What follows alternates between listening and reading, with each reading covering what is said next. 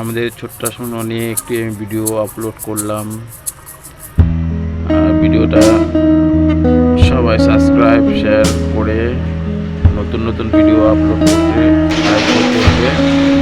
আর ভিডিওটা কেমন হয়েছে জানি, হয়তো ভালো হয়নি, সবার মনে জায়গা করতে পারবো না, তাও বলছি সবাই সাবস্ক্রাইব লাইক করে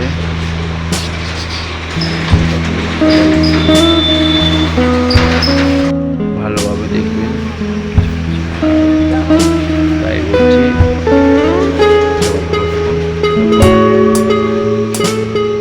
আর সাবস্ক্রাইব করে ভিডিওটাকে নতুন নতুন ভিডিও তৈরি করতে সহযোগিতা করুন।